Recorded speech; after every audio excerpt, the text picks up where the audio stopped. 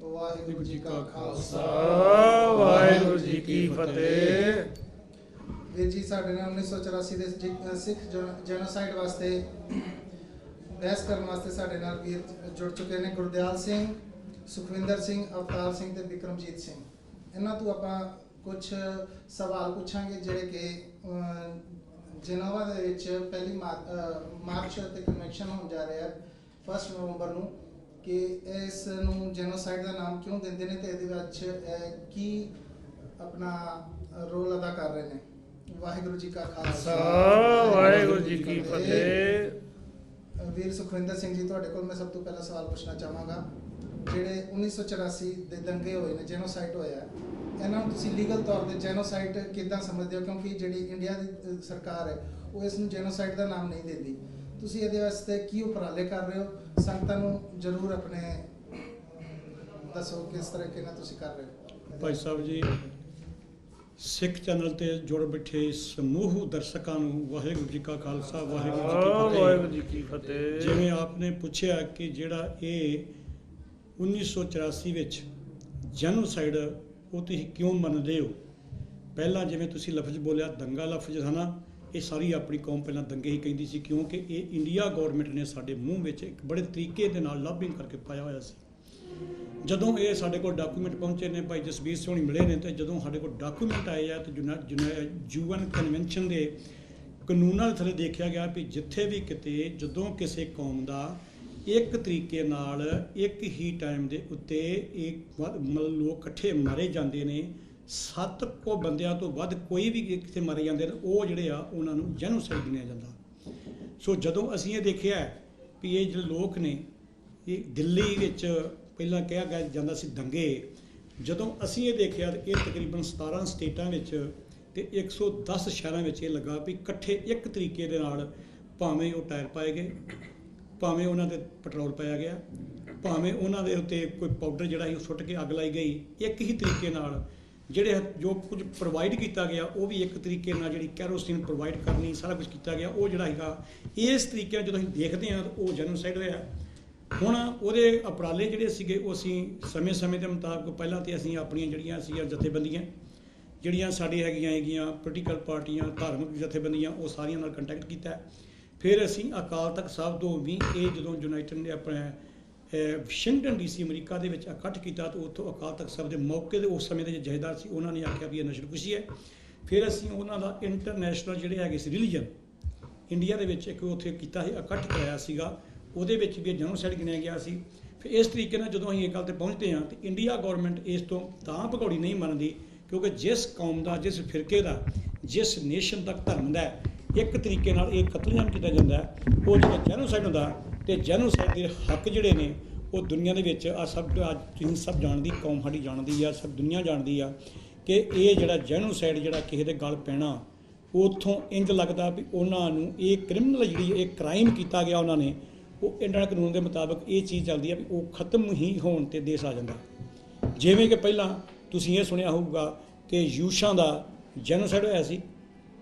ਫਿਰ ਇਸ ਤਰੀਕੇ ਦੇ ਨਾਲ ਜਦੋਂ ਅਸੀਂ ਇਹ ਪਾਸੇ ਤੁਰਿਆ ਵੀ ਸਾਡਾ ਜੈਨੋਸਾਈਡ ਹੋਇਆ 117 ਸਟੇਟਾਂ 'ਚ 110 ਸ਼ਹਿਰਾਂ ਵਿੱਚ, ਤੇ ਉਹ ਕੋਈ ਕਤਲੇਆਮ ਨਹੀਂ ਸੀ, ਉਹ ਕੋਈ ਦੰਗੇ ਨਹੀਂ ਸੀ, ਜਿਹੜਾ ਕਿ ਸਾਡੇ ਕਿਸੇ ਵੀ ਇਹੋ ਜਿਹੇ ਸਮੇਂ 9 ਨਵੰਬਰ ਦੇ ਵਿੱਚ 3 ਦਿਨ ਵਿੱਚ ਇੱਕ ਵੀ ਸਿੱਖ ਨੇ ਉਹਨਾਂ 'ਤੇ ਅਟੈਕ ਨਹੀਂ ਕੀਤਾ, ਲੇਕਿਨ ਉਹ ਬੜੇ ਤਰੀਕੇ ਨਾਲ ਉਹਨਾਂ ਨੇ ਇਹ ਲਫ਼ਜ਼ ਵਰਤਿਆ ਦੰਗੇ। ਸੋ ਇਹ ਚੀਜ਼ ਜਿਹੜੀ ਆ ਫਿਰ ਅਪਰੂਵ ਹੋਈ, ਪਹਿਲਾਂ ਸਿਟੀਆਂ ਤੋਂ ਅਪਰੂਵ ਹੋਈ, ਆਪਣੇ ਸ਼ਹਿਰਾਂ ਦੇ ਵਿੱਚ ਅਸੀਂ ਰੈਜ਼ੋਲੂਸ਼ਨ ਪਾਏ ਆ, ਉਸ ਤੋਂ ਬਾਅਦ ਫਿਰ ਕੈਨੇਡੀਅਨ ਜਿਹੜੀ ਸਟੇਟ ਸੀਗੇ ਓਨਟਾਰੀਓ ਉਹਨਾਂ ਅਪਰੂਵ ਕੀਤਾ, ਉਸ ਤੋਂ ਬਾਅਦ ਫਿਰ ਪੈਨਸਿਲਵੇਨੀਆ, ਕਨੈਕਟੀਕਟ ਜਿਹੜੀ ਹੈਗੀ ਆਪਣੀ ਸਟੇਟਾਂ ਉਹ ਜਿਹੜੀਆਂ ਹੈਗੀਆਂ ਸੀਗੀਆਂ US ਦੀਆਂ, ਉਹਨਾਂ ਨੇ ਵੀ ਇਹ ਮੰਨਿਆ ਇਹ ਜਿਹੜਾ ਇਹ ਜੈਨੋਸਾਈਡ ਹੋਇਆ। ਸੋ ਇਸ ਤਰੀਕੇ ਨਾਲ ਕੰਮ ਕਰਦਿਆਂ ਜਿਹੜੀ ਟੀਮ ਸੀ SFJ ਕੰਪੇਨ, ਜਿਹੜੇ ਤਕਰੀਬਨ ਸਾਡੇ ਲਾਇਰ ਸੀਗੇ, ਉਹ ਸਾਰਿਆਂ ਨੇ ਇਹ ਤਰੀਕੇ ਨਾਲ ਅਪਰੂਵ ਕਰਾਤਾ ਕਿ ਇਹ ਜੈਨੋਸਾਈਡ ਸੀ ਤੇ 100% ਜੈਨੋਸਾਈਡ ਹੈ। ਹਾਂਜੀ ਭਾਈ ਸਾਹਿਬ, ਮੈਂ ਇੱਥੇ ਐਡ ਕਰਨਾ ਚਾਹੁੰਦਾ ਵੀ ਜਦੋਂ ਆਪਾਂ ਸ਼ਬਦ ਵਰਤਦੇ ਨਾ, ਸ਼ਬਦਾਂ ਦੀ ਚੋਣ ਜਦੋਂ ਤੁਸੀਂ ਪੋਲੀਟੀਕਲੀ ਕੰਮ ਕਰਦੇ ਆ ਜਾਂ ਸਰਕਾਰੀ ਤੌਰ ਤੇ ਕਰਦੇ ਆ ਜਾਂ ਕਨਸਟੀਟਿਊਸ਼ਨਲੀ ਕੰਮ ਕਰਦੇ ਆ ਸੰਵਿਧਾਨਿਕ ਤੌਰ ਤੇ, ਉੱਥੇ ਸ਼ਬਦਾਂ ਦਾ ਜਿਹੜਾ ਮਾਇਨਾ ਹੈ ਉਹ ਮੈਟਰ ਕਰਦਾ ਆ। ਇੱਕ ਸ਼ਬਦ ਦੀ ਵੀ ਚੇਂਜ ਜਦੋਂ ਤੁਸੀਂ ਕਰ ਦਿੰਦੇ ਆ ਤੇ ਉਹਦੇ ਅਰਥ ਜਿਹੜੇ ਆ ਉਹ ਬਦਲ ਜਾਂਦੇ ਨੇ। ਹਿੰਦੁਸਤਾਨ ਦੀ ਸਰਕਾਰ ਨੇ ਜਿਹੜਾ ਗੁਨਾਹ ਕੀਤਾ ਸੀ, ਕਤਲੇਆਮ ਸਿੱਖਾਂ ਦਾ ਕੀਤਾ ਸੀ, ਉਹਨੂੰ ਲੁਕਾਉਣ ਦੇ ਲਈ ਹੀ ਉਹਨਾਂ ਨੇ ਜਿਹੜਾ ਰॉयट ਸ਼ਬਦ ਸੀਗਾ ਉਹਦੀ ਚੋਣ ਕੀਤੀ ਸੀ। ਤੇ ਉਹਨੂੰ ਜਿਹੜਾ ਸੀਗਾ ਉਹ ਸਿੱਖਾਂ ਦੇ ਮੂੰਹ, ਆਪਣੇ ਲੀਡਰਸ ਦੇ ਮੂੰਹ ਦੇ ਵਿੱਚ ਪਾਇਆ ਸੀ ਕਿ ਉਹ ਜਿਹੜਾ ਕਤਲੇਆਮ ਹੈ 30,000 ਤੋਂ ਉੱਪਰ ਬੇਦੋਸ਼ੇ ਨਿਰਦੋਸ਼ ਲੋਕਾਂ ਨੂੰ ਕੋਹ ਕੇ ਮਾਰਿਆ ਜਾਣਾ, ਉਹਨੂੰ ਹਾਈਡ ਕੀਤਾ ਜਾ ਸਕੇ।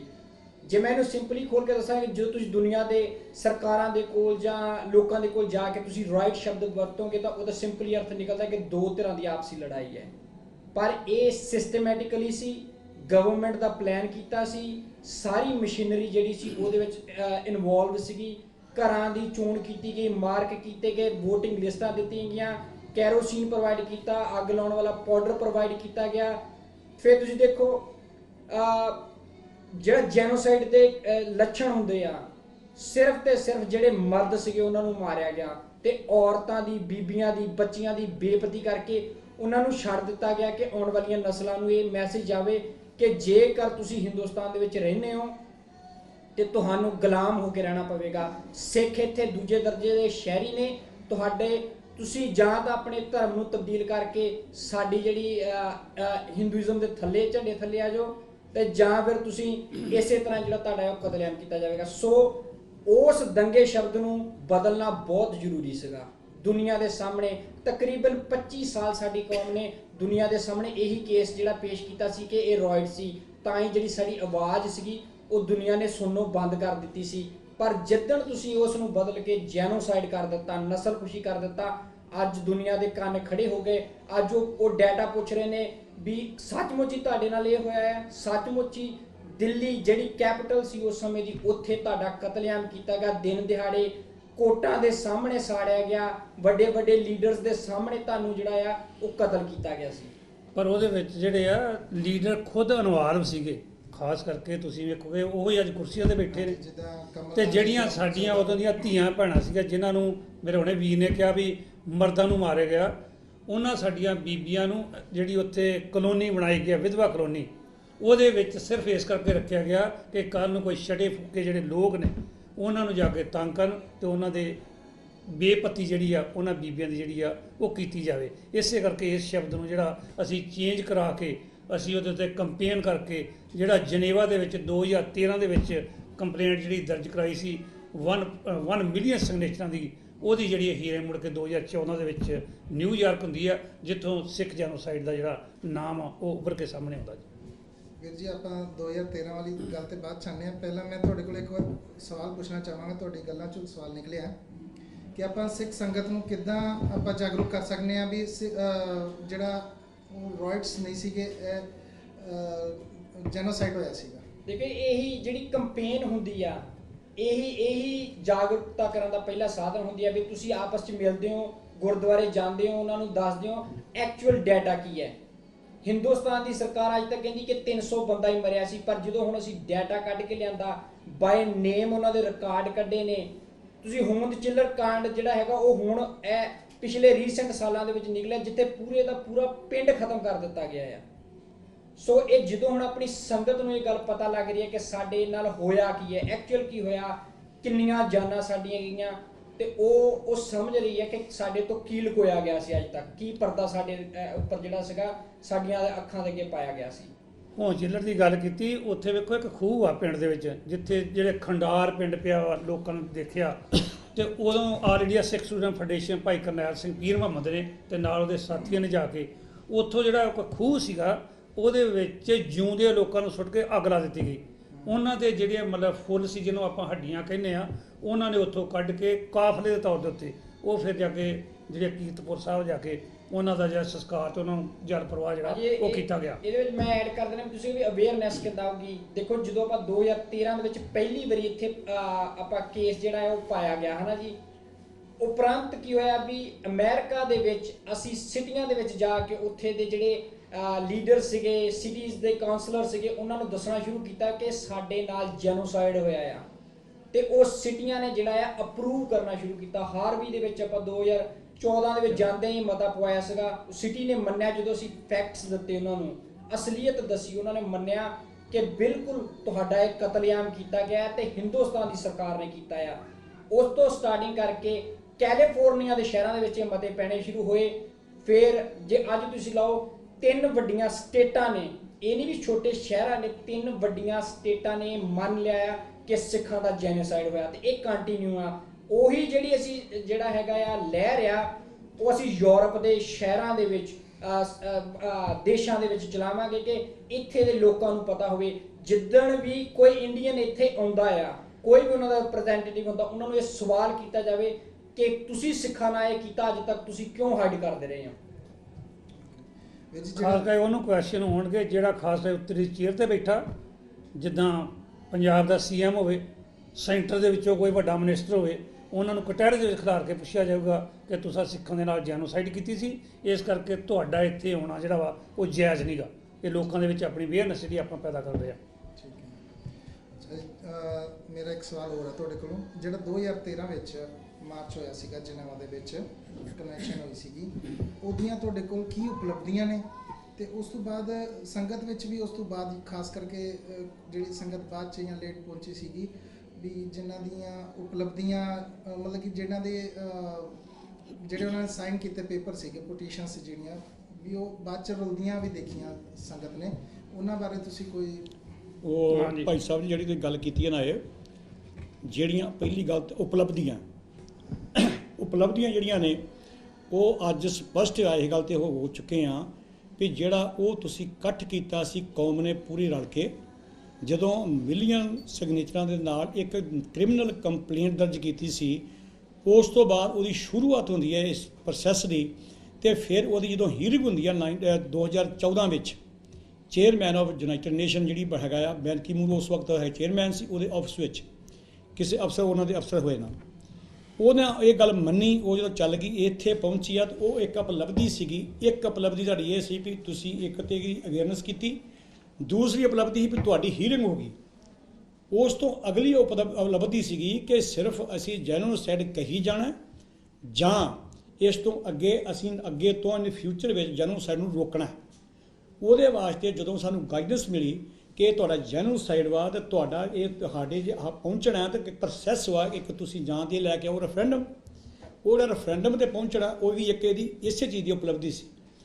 ਉਹ ਉਪਲਬਧੀ ਕਰਦਿਆਂ ਫਿਰ ਅੱਜ ਉਹ ਜਿਹੜਾ ਰੈਫਰੈਂਡਮ ਦਾ ਜਿਹੜਾ ਸਟੈਪ ਸੀ, ਸਟੈਪ ਦਰ ਸਟੈਪ ਜਦੋਂ ਵੱਧਦੇ ਉਹਦੀ ਅਨਾਉਂਸਮੈਂਟ ਕਰਨੀ ਜਿਹੜੀ ਕੀਤੀ ਸੀ ਲੰਡਨ ਦੇ ਵਿੱਚ, ਫਿਰ ਉਸ ਤੋਂ ਬਾਅਦ ਟੀਮ 2020 ਦੀ ਤਿਆਰ ਕਰਨੀ, ਮੈਨੂੰ ਵੋਟਾਂ ਪਾਉਣੀਆਂ ਕਿੰਨੇ ਨੇ, ਫਿਰ ਉਸ ਤੋਂ ਬਾਅਦ ਹੁਣ ਜਿਹੜੀ ਹੋਣੀ ਆ ਜਨੇਵਾ ਦੇ ਵਿੱਚ ਵੀ ਵੋਟ ਜਿਹੜੀ ਬਣਾਉਣੀ ਹੈ ਉਹ ਰਜਿਸਟਰ ਕਰਾਉਣੀ ਹੈ। ਉਹ ਇਹ ਸਾਰੀਆਂ ਉਪਲਬਧੀਆਂ ਉਹ ਇਹਦੀਆਂ ਨੇ। ਇੱਕ ਤੁਸੀਂ ਸਵਾਲ ਨਾਲ ਉਹਦੇ ਨਾਲ ਹੋਰ ਕੀਤਾ ਵੀ ਜਿਹੜਾ ਸਵਾਲ ਵੀ ਉੱਥੇ ਕੁਝ ਪਟੀਸ਼ਨਾਂ ਰੁਲਦੀਆਂ ਰਹੀਆਂ, ਅਸੀਂ ਇਹ ਓਪਨ ਦੱਸਣਾ ਚਾਹੁੰਦੇ ਹਾਂ ਕਿ ਜਦੋਂ ਅਸੀਂ ਦੁਨੀਆ ਭਰ ਵਿੱਚ ਇਹ ਆਵਾਜ਼ ਦਿੱਤੀ ਕਿ ਪਟੀਸ਼ਨਾਂ ਸਾਈਨ ਕਰੋ, ਉਹ ਪਟੀਸ਼ਨਾਂ ਸਾਰੇ ਦੇਸ਼ਾਂ ਤੋਂ ਆਈਆਂ। ਕੁਝ ਪਹਿਲਾਂ ਸਾਨੂੰ ਮੇਲ ਪਹੁੰਚ ਗਈਆਂ, ਕੁਝ ਲੋਕ ਨਾਲ ਲੈ ਕੇ ਆਏ। ਜਿਹੜੀਆਂ ਤਾਂ ਸਾਡੇ ਕੋਲ ਪਹਿਲਾਂ ਪਹੁੰਚ ਗਈਆਂ ਉਹ ਤਕਰੀਬਨ ਸਾਡੇ ਕੋਲ ਓਵਰ ਮਿਲੀਅਨ ਸੀ। ਉਹਨਾਂ ਨੂੰ ਬਾਈਂਡ ਕਰਕੇ ਉਹ ਜਿਹੜੀ ਆਪਣੀ ਸਾਡੀ ਉਦੋਂ ਮੌਕੇ 'ਤੇ ਕੰਪਲੇਂਟ ਦਰਜ ਕਰਨ ਗਈ, ਸਾਡੀਆਂ ਸਾਰੇ ਗਈ ਆ ਜਥੇਬੰਦੀ ਕਿ ਨਹੀਂ, ਆਪ ਕਹਿੰਦੇ ਆਪਣੇ ਸਾਡੇ ਲੋਕ ਜਿਹੜੇ ਸਾਡੇ ਐਡਵਾਈਜ਼ਰ ਕਮੇਟੀ ਦੇ ਸਾਡੇ ਜਿਹੜੇ ਸੀਗੇ, ਜਿਹੜੀ ਸਾਡੀ ਹੈਗੀ ਕਾਨੂੰਨੀ ਵਕੀਲ ਜਿਹੜੇ ਸੀਗੇ, ਜਿਹੜੀ ਸਾਡੀ ਹੈਗੇ ਨਾਲ ਆਪਣੇ ਕੋਆਰਡੀਨੇਟਰ, ਇਹ ਜਿਹੜਾ ਕੰਪਲੇਂਟ ਦਰਜ ਕਰਕੇ ਉਸ ਤੋਂ ਬਾਅਦ ਜੇ ਕੁਝ ਉੱਥੇ ਲੋਕ ਨਾਲ ਸੇਮ ਡੇ ਰਹਿ ਕੇ ਆਏ, ਉਹ ਕਿਤੇ ਉਹਨੂੰ ਸਾਨੂੰ ਦੱਸਣ ਤੋਂ ਬਿਨਾਂ ਉੱਥੇ ਰੱਖ ਗਏ। ਲੇਕਿਨ ਫਿਰ ਵੀ ਜੇ ਉੱਥੇ ਕੋਈ 200-400 ਰਹਿ ਗਈ, ਉਹ ਫਰਜ਼ ਬਣਦਾ ਹੈ ਵੀ ਜਿਹੜੇ ਉੱਥੇ ਸਾਡੇ ਭਰਾ ਰਹਿੰਦੇ ਆ ਉਹਨਾਂ ਨੂੰ ਬਾਈਂਡ ਕਰਕੇ ਉਹਨਾਂ ਕੋਲ ਅਧਿਕਾਰ ਸੀ ਦੇਣ ਦਾ, ਕਿਉਂਕਿ ਉਹ ਵੀ ਉੱਥੇ ਨਾਲ ਗਏ ਸੀ। ਫਿਰ ਵੀ ਜੇ ਕੋਈ ਰਹਿ ਗਈ ਆ, ਜਦੋਂ ਐਡਾ ਵੱਡਾ ਮਿਲੀਅਨ ਓਵਰ ਮਿਲੀਅਨ ਇਕੱਠ ਹੁੰਦੀ ਹੋਵੇ ਤੇ ਜੇ 200-400 ਰਹਿ ਗਈ ਆ, ਤੇ ਜਿਸ ਵੀ ਭਰਾ ਨੇ ਦੇਖੀ ਉਹਦਾ ਫਰਜ਼ ਬਣਦਾ ਸਾਡੇ ਨਾਲ ਕੰਟੈਕਟ ਕਰਦਾ। ਜੇ ਸਾਡੇ ਨਾਲ ਕੰਟੈਕਟ ਕੀਤਾ ਹੋਵੇ ਅਸੀਂ ਨਾ ਚੁੱਕੀਆਂ ਹੋਣ ਤਾਂ ਫਿਰ ਸਾਡੀ ਹੈਗੀ ਆ। ਲੇਕਿਨ ਜੇ ਉੱਥੇ ਕੋਈ ਆਣ ਕੇ, ਜਿਵੇਂ ਕਿ ਪਹਿਲਾਂ ਸਾਡੀ ਸ਼ਿਕਾਇਤ ਕੀਤੀ ਗਈ ਉੱਥੇ ਵੀ ਇਹਨਾਂ ਲੋਕਾਂ ਨੇ ਆਣ ਕੇ ਇੱਥੇ ਇਹ ਗਲਤ ਕੰਮ ਕਰਨਾ ਹੈ, ਇੱਥੇ ਲੜਾਈ ਕਰਨੀ ਹੈ, ਇੱਥੇ ਬੰਬ ਵੀ ਚੱਲਣੇ ਆ, ਇਹਦੇ ਕਰਕੇ ਇਟਾਲੀਆ, ਫਰਾਂਸ, ਜਰਮਨੀ, ਸਵਿਟਜ਼ਰਲੈਂਡ ਦੀ ਜਿਹੜੀਆਂ ਜਿੰਨੀਆਂ ਹੈਗੀਆਂ ਸੀ ਉਹਨਾਂ ਦੀਆਂ ਇਨਵੈਸਟੀਗੇਸ਼ਨ ਏਜੰਸੀਆਂ ਜਿਹੜੀਆਂ ਹੈਗੀਆਂ ਉਹਨਾਂ ਦੀਆਂ ਹੈਗੀਆਂ ਸੀ ਸੇਫਟੀ ਏਜੰਸੀਆਂ, ਉਹ ਅਲਰਟ ਹੋਈਆਂ। ਉਹਨਾਂ ਨੇ ਦੇਖਿਆ ਕਿ ਇਹ ਬਿਲਕੁਲ ਠੀਕ ਆ, ਹੋ ਸਕਦਾ ਕਿ ਉਹੋ ਜਿਹੇ ਲੋਕਾਂ ਨੇ ਛੁੱਟ ਦਿੱਤੀਆਂ ਹੋਣ। ਲੇਕਿਨ ਸਾਡੇ ਵਿੱਚ ਇਹ ਹੁੰਦਾ ਜਿਵੇਂ ਪਹਿਲਾਂ ਦੱਸਿਆ ਆਪਣੇ ਵੀਰਾਂ ਨੇ ਕਿ ਜਿਵੇਂ ਸਾਡੇ ਮੂੰਹ ਦੇ ਵਿੱਚ ਇੱਕ ਲਫ਼ਜ਼ ਪਾਇਆ ਗਿਆ ਦੰਗੇ, ਸਾਨੂੰ ਬਦਨਾਮ ਕੀਤਾ ਗਿਆ, ਜਦੋਂ ਕਿ ਅਸਲ ਵਿੱਚ ਉਸੇ ਕਤਲੇਆਮ ਜੈਨੋਸਾਈਡ। ਇਸੇ ਤਰੀਕੇ ਨਾਲ ਜਿਸ ਤਰ੍ਹਾਂ ਅੱਜ ਦੇ ਦਿਨ ਵਿੱਚ ਉੱਥੇ ਫੜੇ ਜਾਂਦੇ ਆ ਡਰਾਂ ਦੇ ਥਰੂ ਕਿੰਨੇ ਹਥਿਆਰ ਆਉਂਦੇ ਨੇ, ਉਹ ਬਦਨਾਮ ਕਰਨ ਦਾ ਤਰੀਕਾ ਹੈ।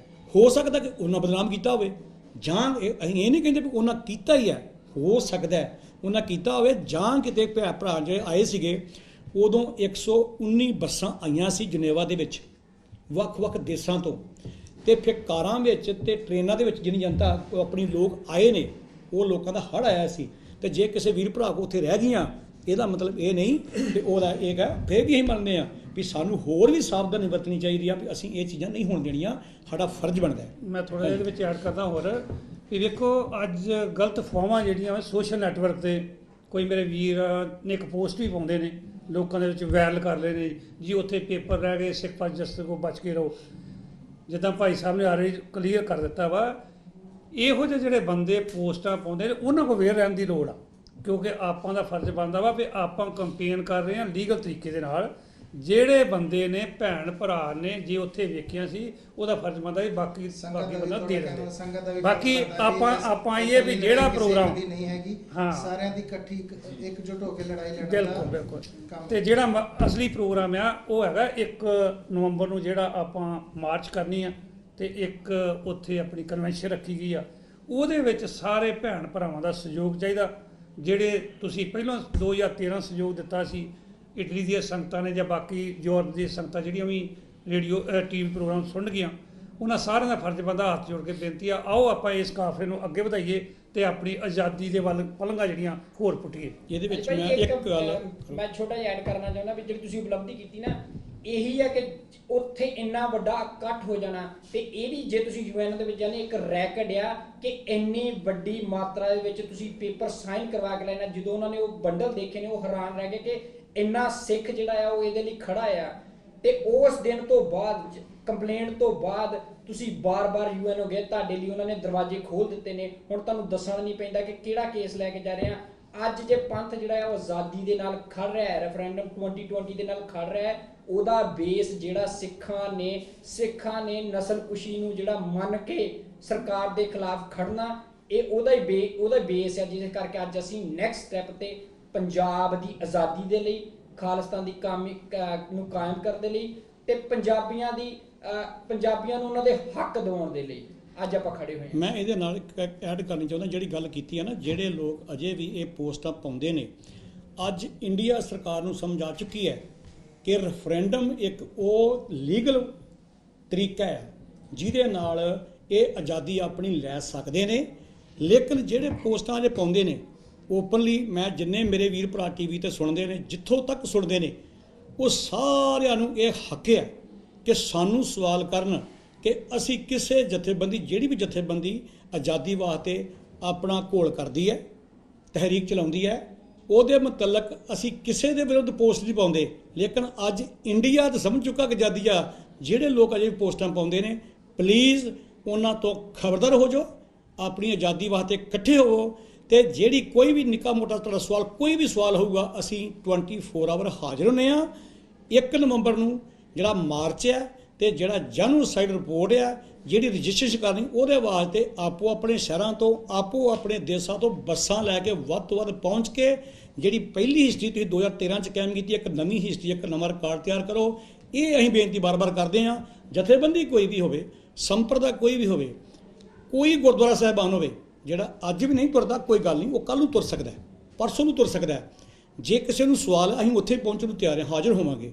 ਲੇਕਿਨ ਅਸੀਂ ਕਿਸੇ ਦੇ ਖਿਲਾਫ ਨਹੀਂ ਬੋਲਾਂਗੇ, ਕਿਉਂਕਿ ਸਾਡਾ ਗੁਰੂ ਗ੍ਰੰਥ ਸਾਹਿਬ ਸਾਨੂੰ ਬਾਰ-ਬਾਰ ਇਹ ਗੱਲ ਸਿਖਾਉਂਦਾ ਹੈ ਕਿ ਨਿੰਦਾ ਭਲੀ ਕਿਸੇ ਕੀ ਨਹੀਂ, ਮਨਮੁਖ ਮੁਗਧ ਕਰੇਨ ਆ। ਅਸੀਂ ਕਿਸੇ ਦੀ ਨਿੰਦਿਆ ਨਹੀਂ ਕਰਨੀ, ਬਲਕਿ ਅਸੀਂ ਉਹ ਕੰਮ ਕਰਨਾ ਜੋ ਗੁਰੂ ਸਾਹਿਬ ਕਹਿੰਦੇ ਨੇ ਵੀ ਮੈਂ ਕੀ ਕੀਤਾ, ਮੈਂ ਆਜ਼ਾਦੀ ਵਾਸਤੇ, ਮੈਂ ਗੁਰੂ ਗ੍ਰੰਥ ਸਾਹਿਬ ਵਾਸਤੇ, ਆਪਣੀ ਕੌਮ ਵਾਸਤੇ ਕੋਈ ਘਰ ਤਿਆਰ ਕਰਨ ਵਾਸਤੇ ਸੱਚੇ ਪਾਤਸ਼ਾਹ ਅਸੀਂ ਕੁਝ ਕਰ ਦਈਏ। ਸਾਰਿਆਂ ਨੂੰ ਆਪਣਾ ਆਪਣਾ ਯੋਗਦਾਨ ਦੇਣਾ ਚਾਹੀਦਾ ਹੈ। ਬਿਲਕੁਲ। ਜਿੱਦਾਂ ਆਪਾਂ 14 ਦੇ ਵਿੱਚ ਜਿਹੜੀ ਇੱਟ ਲਾਈ ਸੀ ਨਾ ਸੰਗਤ ਨੇ, ਐਤਕੀ ਆਪਾਂ ਉਹਦੇ ਉੱਪਰ ਇੱਕ ਮੀਲ ਪੱਥਰ ਕੱਢਣ ਜਾ ਰਹੇ ਹਾਂ। ਇਹ ਜਾਣੀ ਕਿ ਜਿਹੜੀ ਸੰਗਤ ਹੈ ਉਹਨੂੰ ਸਮਝ ਲੈਣਾ ਚਾਹੀਦਾ। ਐਤਕੀ ਕੱਲੀ ਰਿਪੋਰਟ ਨਹੀਂ ਆਪਾਂ ਉੱਥੇ ਪੇਸ਼ ਕਰ ਰਹੇ, ਐਤਕੀ ਨਵੇਂ ਤੱਥ ਜਿਹੜੇ ਆਪਾਂ ਉਹ ਉੱਥੇ ਲਿਜਾ ਰਹੇ ਹਾਂ, ਜਿਸ ਕਰਕੇ ਉਹ ਆਪਾਂ ਉਸ ਦਿਨ ਰਿਲੀਜ਼ ਵੀ ਕਰਨੀ ਆ ਜਿਹੜੀ ਰਿਪੋਰਟ ਆ। ਇਸ ਕਰਕੇ ਸੰਗਤ ਜੀ ਉਹ ਮਸਤ ਆ ਵੀ ਤੁਸੀਂ ਉੱਥੇ ਪਹੁੰਚੋ, ਕਿਉਂਕਿ ਇਹ ਜਿਹੜਾ ਮੀਲ ਪੱਥਰ ਹੋਊਗਾ ਨਾ, ਇਹ ਸਾਡੀ ਆਜ਼ਾਦੀ ਦਾ ਰਾਹ ਖੋਲੇਗਾ ਜੀ। ਵੀਰ ਜੀ, ਇੱਕ ਮੇਰਾ ਸਵਾਲ ਹੈ ਕਿ ਇਹਦੇ 'ਚ ਕੋਈ ਸ਼ੱਕ ਨਹੀਂ ਹੈਗਾ ਕਿ ਵੀ ਬਾਹਰਲੇ ਮੁਲਕਾਂ 'ਚ ਸੰਗਤ ਬਹੁਤ ਅਵੇਅਰ ਹੋ ਰਹੀ ਹੈ ਇਸ ਵਾਸਤੇ, ਪਰ ਇੰਡੀਆ ਵਿੱਚ ਕਿੱਦਾਂ ਇਹਨੂੰ ਸੰਗਤ ਨੂੰ ਅਵੇਅਰ ਕੀਤਾ ਜਾਵੇ, ਇਹਦਾ ਕੋਈ ਸੁਝਾਅ ਤੁਸੀਂ ਦੇਣਾ ਚਾਹੁੰਦੇ ਹੋ? ਵੇਖੋ ਭਾਈ ਜੀ, ਇਹਦੇ ਵਾਸਤੇ ਸਪਸ਼ਟ ਅਸੀਂ ਓਪਨ ਗੱਲ ਕਰਦੇ ਹਾਂ। ਅੱਜ ਵੀ ਜਿੱਥੇ ਜਿੱਥੇ ਸਾਡੇ ਭਰਾ ਟੀਵੀ ਤੇ ਸੁਣ ਰਹੇ ਨੇ, ਬਾਰ-ਬਾਰ ਅਸੀਂ ਬੋਲਦੇ ਹਾਂ ਕਿ ਇੰਡੀਆ ਵਿੱਚ ਅੱਜ 12,700 ਤੋਂ ਵੱਧ ਪਿੰਡ ਨੇ ਪੰਜਾਬ ਦੇ ਵਿੱਚ, ਤੇ ਇੱਕ ਪਿੰਡ ਵਿੱਚ ਅਸੀਂ ਨਹੀਂ ਕਹਿੰਦੇ, ਜੇ ਉਥੋਂ ਦੇ chief of army Vipan Rawat ਨੂੰ ਪਤਾ ਲੱਗ ਚੁੱਕਾ ਹੈ ਕਿ ਰੈਫਰੈਂਡਮ ਆ ਇੱਕ 2020 ਕੀ ਚੀਜ਼ ਹੈ, ਜੇ ਉਥੋਂ ਦੇ ਇੱਕ ਐਮਐਲਏ ਨੂੰ ਪਤਾ ਲੱਗ ਚੁੱਕਾ ਵੀ ਰੈਫਰੈਂਡਮ ਕੀ ਸਵਾਲ ਕਰਦੇ ਨੇ, ਜੇ ਉਥੋਂ ਦੇ ਇੱਕ ਪ੍ਰੈਸ ਰਿਪੋਰਟਰ ਨੂੰ ਪਤਾ ਲੱਗ ਚੁੱਕਾ, ਜੇ ਉਥੋਂ ਦੇ ਸਾਰਿਆਂ ਨੂੰ ਪਤਾ ਲੱਗਾ, ਤਾਂ ਉਹ ਪਿੰਡ ਗੱਲ ਪਹੁੰਚ ਚੁੱਕੀ ਆ। ਸਿਰਫ ਗੱਲ ਇੰਨੀ ਰਹਿ ਗਈ ਆ, ਅਸੀਂ ਚਾਹੁੰਦੇ ਸਮੇਂ ਦੇ ਆਉਣ ਦੇ ਉੱਤੇ, ਮੌਕੇ ਦੇ ਉੱਤੇ ਹਰ ਚੀਜ਼ ਤੇ ਹਰ ਤਰੀਕਾ ਉਹ ਆਪਣੀ ਸੰਗਤ ਨੂੰ, ਆਪਣੇ ਪੰਜਾਬੀਆਂ ਨੂੰ ਦੱਸਾਂਗੇ। ਉਹ ਮੌਕੇ ਦੇ ਆਉਣ ਦੇ ਉੱਤੇ ਬਿਲਕੁਲ ਉਹ ਰੈਡੀ ਨੇ। ਸਾਡੇ ਕੋਲ ਜਿਹੜੇ ਸਾਡੇ ਸੋਰਸ ਨੇ ਦੱਸਦੇ ਨੇ ਵੀ ਉੱਥੇ ਬਿਲਕੁਲ ਇਸ ਵੇਲੇ ਜਿਹੜੀ ਹੁੰਦੀ ਆ ਰਣ, ਜਿਹੜੀ ਹੁੰਦੀ ਆ ਨਾ ਸ਼ਮਸ਼ਾਨ ਭੂਮੀ, ਮੜੀਆਂ ਲਫ਼ਜ਼ ਨੂੰ ਬੋਲਦੇ ਆ, ਇੱਕ ਪੰਜਾਬ ਨੂੰ ਮੜੀਆਂ ਦੇ ਰੂਪ ਬਦਲ ਕੀਤਾ, ਤੇ ਮੜੀਆਂ 'ਚੋਂ ਮੁਰਦੇ ਬੋਲਦੇ ਨਹੀਂ ਹੁੰਦੇ, ਲੇਕਿਨ ਉੱਥੇ ਸ਼ਮਸ਼ਾਨ ਜਿਹੜੀ ਚੁੱਪ ਵਾ ਉਹ ਜਦੋਂ ਟੁੱਟੀ ਇੱਕ ਤੂਫਾਨ ਦੇ ਤਰ੍ਹਾਂ ਟੁੱਟਣੀ ਆ। ਤੇ 2020 ਚ ਗਰੰਟੀ ਕਰਦੇ ਆ ਵੀ ਉੱਥੋਂ ਵੋਟਾਂ ਇੰਨੀਆਂ ਕੁ ਪੈਣਗੀਆਂ ਕਿ ਜਿੱਥੋਂ ਆਏ ਫੜੇ ਘਬਰਾਈ ਹੋਈ ਆ ਇੰਡੀਆ ਸਰਕਾਰ, ਉਦੋਂ ਪਤਾ ਲੱਗ ਜੂ। ਭਈ ਇੱਕ ਗੱਲ ਇਹ ਜਿਹੜੀ ਆਪਾਂ ਫਾਈਨਲ ਕਰ ਲੈਣੀ ਚਾਹੀਦੀ, ਕੌਮ ਕਦੀ ਵੀ ਤੁਹਾਡਾ ਸਾਥ ਨਹੀਂ ਛੱਡਦੀ ਹੈਗੀ। ਜਦੋਂ ਉਹਨਾਂ ਨੇ ਜਾਨਵਰਾਂ ਤੋਂ ਨਹੀਂ, ਨੌਜਵਾਨਾਂ ਨੇ ਪਿੱਛੇ ਹਟੇ, ਐਤਕੀ ਤਾਂ ਸਿਰਫ ਵੋਟ ਹੀ ਆ। ਜੇ ਹਿੰਦੁਸਤਾਨ ਨੂੰ ਡਰ ਕੋਈ ਨਹੀਂ ਤੇ ਅੱਜ ਹੀ ਅਸੀਂ ਚੈਲੰਜ ਕਰਦੇ ਵੀ ਅੱਜ ਹੀ ਵੋਟ ਕਰਾ ਕੇ ਦੇਖ ਲੈਣ। ਵੀਰ ਜੀ ਤੁਸੀਂ ਇੱਕ ਚੀਜ਼ ਹੋਰ ਅਵੇਅਰ ਕਰੋ, ਜਿਹੜੀ ਹੁਣ 1 ਤਰੀਕ ਨੂੰ ਵੋਟਾਂ ਪੈਣੀਆਂ ਨੇ, ਇਹ ਕਿ ਆਨਲਾਈਨ ਕਿੱਦਾਂ ਤੁਸੀਂ ਸੰਗਤ ਆਪਣੀ ਵੋਟ ਪਾ ਸਕਦੇ ਹੋ? ਨਹੀਂ ਭਾਜੀ, ਵੋਟਾਂ ਨਹੀਂ ਪੈਣੀਆਂ ਪਹਿਲੀ ਤਰੀਕ ਨੂੰ। 1 ਤਰੀਕ ਨੂੰ ਇਹ ਜਿਹੜੀਆਂ ਵੋਟਿੰਗ ਰਜਿਸਟ੍ਰੇਸ਼ਨ ਸ਼ੁਰੂ ਹੋਣੀ ਹੈ ਯੂਨਾਈਟਿਡ ਨੇਸ਼ਨ ਦੇ ਵਿੱਚ, ਜਨੇਵਾ ਦੇ ਵਿੱਚ ਜਾ ਕੇ, ਉਸ ਤੋਂ ਬਾਅਦ ਅਸੀਂ ਅਨਾਉਂਸ ਕਰਨਾ ਹੈ। ਉਥੋਂ ਅਨਾਉਂਸ ਹੋਏਗਾ, ਉਸ ਤੋਂ ਬਾਅਦ 1 ਸਾਲ ਵੋਟ ਬਣੇਗੀ ਗੁਰੂ ਘਰਾਂ ਦੇ ਵਿੱਚ। ਠੀਕ ਹੈ, ਜਿਉਂ ਹੀ ਵੋਟ ਬਣ ਕੇ ਤਿਆਰ ਹੁੰਦੀ ਹੈ, ਫਿਰ ਤੁਹਾਨੂੰ ਅਨਾਉਂਸਮੈਂਟ ਕੀਤੀ ਜਾਏਗੀ ਕਿ ਇਸ ਤਰੀਕ ਨੂੰ ਵੋਟ ਪੈਣੀ ਹੈ। ਨਵੰਬਰ 2020 ਦਾ ਮਹੀਨਾ ਵੀ ਹੋ ਸਕਦਾ, ਪਹਿਲਾਂ ਵੀ ਹੋ ਸਕਦੀ, ਬਾਅਦ 'ਚ ਵੀ ਹੋ ਸਕਦੀ ਹੈ। ਉਹ ਤਰੀਕੇ ਦੇ ਨਾਲ ਫਿਰ ਜਿਹੜੇ ਸਾਡੇ ਵਲੰਟੀਅਰ ਜਿਨ੍ਹਾਂ ਨੇ ਰਜਿਸਟ੍ਰੇਸ਼ਨ ਕਰਾਈ ਆਨਲਾਈਨ, ਅਸੀਂ ਉਹਨਾਂ ਨੂੰ ਵੀ ਰਿਕੁਐਸਟ ਕਰਦੇ ਹਾਂ ਕਿ ਉਹ ਸਾਡੇ ਨਾਲ ਮਤਲਬ ਟੱਚ ਰਹਿਣ। ਅਸੀਂ ਉਹਨਾਂ ਦੇ ਜਿਹੜੇ ਨੰਬਰ ਨੇ ਸੇਵ ਕੀਤੇ ਨੇ, ਆਨਲਾਈਨ ਹੈਗੇ ਨੇ, ਅਸੀਂ ਉਹਨਾਂ ਦੇ ਨਾਲ ਰਾਬਤਾ ਕਾਇਮ ਕਰ ਰਹੇ ਹਾਂ। ਜਿਉਂ ਅਸੀਂ ਉਹਨਾਂ ਦੇ ਨਾਲ ਰਾਬਤਾ ਕਾਇਮ ਕਰਾਂਗੇ, ਉਹ ਵਲੰਟੀਅਰ ਬਣ ਕੇ ਆਪੋ ਆਪਣੇ ਗੁਰੂ ਘਰਾਂ ਦੇ ਵਿੱਚ ਵਰਲਡ ਲੈਵਲ ਤੇ ਜਿਹੜੇ ਗੁਰੂ ਘਰ ਉਹਨਾਂ ਦੇ ਨੇੜੇ ਲੱਗਦੇ ਨੇ, ਉੱਥੇ ਜਾ ਕੇ ਆਪਣਾ ਅਸੀਂ ਉਹਨਾਂ ਨੂੰ ਸਮਾਨ ਪ੍ਰੋਵਾਈਡ ਕੀਤਾ ਜਾਊਗਾ। ਐਪ ਹੋਣਗੇ, ਆਨਲਾਈਨ ਹੋਏਗੀ, ਜੋ ਵੀ ਮਤਲਬ ਪ੍ਰੋਸੀਜਰ ਸਿੱਖ ਫॉर ਜਸਟਿਸ ਵੱਲੋਂ ਤਿਆਰ ਕੀਤਾ ਜਾਏਗਾ ਉਹ ਤੁਹਾਨੂੰ ਪ੍ਰੋਵਾਈਡ ਕਰਾਂਗੇ। ਤੇ ਉਸ ਦੇ ਹਿਸਾਬ ਨਾਲ ਤੁਸੀਂ ਵਲੰਟੀਅਰ ਸੇਵਾ ਕਰਨੀ ਗੁਰੂ ਘਰਾਂ ਦੇ ਵਿੱਚ ਜਾ ਕੇ। ਹਰ ਸੰਡੇ, ਫਰਾਈਡੇ, ਜਿਹੜੇ ਦਿਨ ਵੀ ਦੀਵਾਨ ਲੱਗਦੇ ਨੇ, ਸੰਗਤ ਨੂੰ ਖਾਲੀ ਨਾ ਜਾਣ ਦਿਓ। ਜਿਹੜੀ ਸੰਗਤ ਆਉਂਦੀ ਮੱਥਾ ਟੇਕਣ, ਉੱਥੇ ਬੈਠ ਕੇ ਟੇਬਲ ਲਾਓ, ਸੰਗਤ ਆਉਣ ਤੇ ਉਹਨਾਂ ਨੂੰ ਰਜਿਸਟ੍ਰੇਸ਼ਨ ਕਰੋ, ਵੋਟਾਂ ਉਹਨਾਂ ਦੀਆਂ ਬਣਾਓ, ਤਾਂ ਕਿ ਵੋਟਾਂ ਜਿੰਨੀਆਂ ਵੀ ਰਜਿਸਟਰਡ ਹੋਣਗੀਆਂ ਆਨਲਾਈਨ, ਬਾਅਦ ਵਿੱਚ ਉਹਨਾਂ ਦੀ ਜਿਹੜੀ ਹੈ ਪਾਉਣ ਦੀ ਪ੍ਰਕਿਰਿਆ ਸ਼ੁਰੂ ਕੀਤੀ ਜਾਏਗੀ। ਜਿਹੜੀ 1 ਨਵੰਬਰ ਨੂੰ ਵੋਟਿੰਗ ਦੀ ਰਜਿਸਟ੍ਰੇਸ਼ਨ ਜਿਹੜੀ ਆ ਉਹ ਯੂਨਾਈਟਿਡ ਨੇਸ਼ਨ ਜਨੇਵਾ ਦੇ ਉੱਤੋਂ ਚਾਲੂ ਹੋਣੀ ਆ, ਤੇ ਵਰਲਡ ਵਾਈਡ ਜਦੋਂ ਬਾਬੇ ਨਾਨਕ ਦਾ 550 ਸਾਲਾ ਜਿਹੜਾ ਉਹ ਦਿਹਾੜਾ ਨਵੰਬਰ ਮਹੀਨੇ 'ਚ ਮਨਾਇਆ ਜਾਣਾ 12 ਤਰੀਕ ਤੋਂ, ਉਸ ਦਿਨ ਦੇ ਉੱਤੇ ਸਾਰੀ ਦੁਨੀਆ ਦੇ ਵਿੱਚ ਜਿੱਥੇ ਵੀ ਲੋਕ ਸੁਣ ਰਹੇ ਨੇ, ਉਦੋਂ ਮੈਂਬਰਸ਼ਿਪ ਓਪਨ ਆ। ਉਹ ਹਰ ਭੈਣ ਭਰਾ ਜਿੱਥੇ ਵੀ ਹੈਗਾ ਉਹ ਆਨਲਾਈਨ ਗੁਰਦੁਆਰੇ ਦੇ ਪ੍ਰਬੰਧਕ ਸੱਜਣ ਜਿਹੜੇ ਆ ਉਹ ਵੋਟਿੰਗ ਜਿਹੜੀ ਆ ਉਹਦੀ ਰਜਿਸਟ੍ਰੇਸ਼ਨ ਜਿਹੜੀ ਆ ਉਹ ਕਰਾਉਣਗੇ ਜੀ। ਮੈਂ ਸਰਦਾਰ ਗੁਰਦਾਲ ਸਿੰਘ, ਸਰਦਾਰ ਸੁਖਵਿੰਦਰ ਸਿੰਘ ਤੇ ਸਰਦਾਰ ਅਵਤਾਰ ਸਿੰਘ ਤੇ ਸਰਦਾਰ ਵਿਕਰਮਜੀਤ ਸਿੰਘ ਦਾ ਬਹੁਤ-ਬਹੁਤ ਧੰਨਵਾਦ ਕਰਦੇ ਹਾਂ। ਨਾਲੇ ਜਾਂਦੇ ਆਪਣੀ ਸੰਗਤਾਂ ਨੂੰ ਜ਼ਰੂਰ ਦੱਸਣਾ ਚਾਹਾਂਗੇ ਵੀ ਇਹਨਾਂ ਦਾ ਵੱਧ ਚੜ ਕੇ ਸਾਥ ਦਿਓ। ਜਿਹੜਾ 1 ਤਰੀਕ ਨੂੰ ਜਨੇਵਾ ਦੇ ਵਿੱਚ ਮਾਰਚ ਕਨਵੈਨਸ਼ਨ ਹੋਣ ਜਾ ਰਹੀ ਹੈ, ਉਹਦੇ ਵਿੱਚ ਆਪਣਾ ਸਹਿਯੋਗ ਦੇ ਕੇ ਸਾਰੇ ਗੁਰਦੁਆਰਾ ਪ੍ਰਬੰਧਕ ਕਮੇਟੀਆਂ ਨੂੰ ਵੀ ਬੇਨਤੀ ਕੀਤੀ ਜਾਂਦੀ ਹੈ ਵੀ ਆਪਣੇ ਤਰੀਕੇ ਨਾਲ ਬੱਸਾਂ ਲੈ ਕੇ, ਗੱਡੀਆਂ ਤੇ ਜਿੱਦਾਂ ਵੀ ਤੁਸੀਂ ਪਹੁੰਚ ਸਕਦੇ ਹੋ, ਵੀ ਇਹਨਾਂ ਦਾ ਸਾਥ ਜ਼ਰੂਰ ਦੇਣਾ ਚਾਹੀਦਾ ਸਾਨੂੰ ਨਿਰਪੱਖ ਹੋ ਕੇ, ਕਿਉਂਕਿ ਇਹ ਸਾਡਾ ਹੀ ਕੇਸ ਹੈ ਇੱਕ ਹਿਸਾਬ ਦਾ, ਕਿਸੇ ਦਾ ਇਹਨਾਂ ਦਾ ਕੋਈ ਆਪਣਾ ਨਿੱਜੀ ਕੇਸ ਨਹੀਂ ਹੈਗਾ, ਸਾਰੀ ਸਿੱਖ ਸੰਗਤ ਦਾ ਹੀ ਆਪਣਾ ਇਹਨਾਂ ਦਾ ਕੇਸ ਹੈ। ਤੇ ਧੰਨਵਾਦ ਕਰਦੇ ਹਾਂ ਜੀ ਤੁਹਾਡਾ ਬਹੁਤ-ਬਹੁਤ। ਵਾਹਿਗੁਰੂ ਜੀ ਕਾ ਖਾਲਸਾ, ਵਾਹਿਗੁਰੂ ਜੀ ਕੀ ਫਤਿਹ।